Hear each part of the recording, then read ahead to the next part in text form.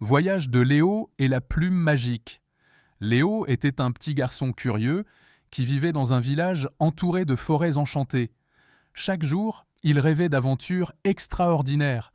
Mais dans son village, tout était tranquille, presque trop tranquille. Un matin, alors qu'il se promenait près de la rivière, Léo aperçut une plume brillante coincée entre deux pierres. Elle scintillait de toutes les couleurs de l'arc-en-ciel.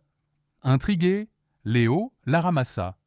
À peine avait-il effleuré la plume que le vent se leva soudainement, tourbillonnant autour de lui. « Cherche la montagne aux étoiles, et ton vœu sera exaucé », murmura une voix douce dans l'air.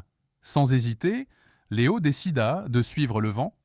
La plume flottait devant lui, comme un guide invisible. Il traversa des forêts sombres, où les arbres semblaient chuchoter son nom. Il grimpa des collines, franchit des rivières chantantes, et marcha des heures sans jamais se fatiguer. Au coucher du soleil, il arriva devant une grande plaine recouverte de fleurs phosphorescentes. Là, il rencontra un renard blanc, aux yeux dorés. « Où vas-tu, petit humain » demanda le renard d'une voix claire. « Je cherche la montagne aux étoiles » répondit Léo. Le renard sourit et lui tendit une petite graine. « Plante cette graine au sommet de la montagne. Mais attention, le chemin est semé d'épreuves. Garde ton courage et ton cœur pur. » Léo remercia le renard et continua son voyage. La nuit tomba, et dans le ciel, des constellations en forme d'animaux illuminaient sa route. Soudain, une rivière de brume apparut devant lui. Une vieille barque l'attendait, mais aucun rameur en vue. Léo hésita, puis monta dans la barque. Aussitôt, la plume magique s'illumina et fit avancer le bateau tout seul. Sur l'autre rive, un grand escalier de pierre menait vers le ciel. Léo grimpa sans relâche. Ses jambes tremblaient, mais il pensait à son vœu secret. Après un long moment, il arriva enfin au sommet. Une clairière, suspendue entre les étoiles.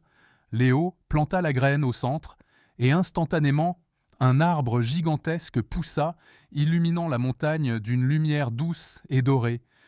Le vent souffla à nouveau, portant la voix qu'il avait entendue au début. « Ton courage a fait naître l'arbre des rêves.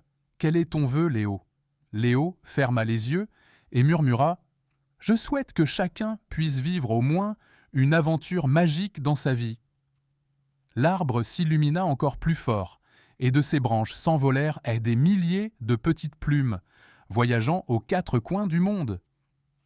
Léo sourit. Son aventure touchait à sa fin, mais il savait que, quelque part, d'autres commenceraient bientôt la leur. Et depuis ce jour, dit-on, il suffit de trouver une plume magique pour que commence une aventure extraordinaire.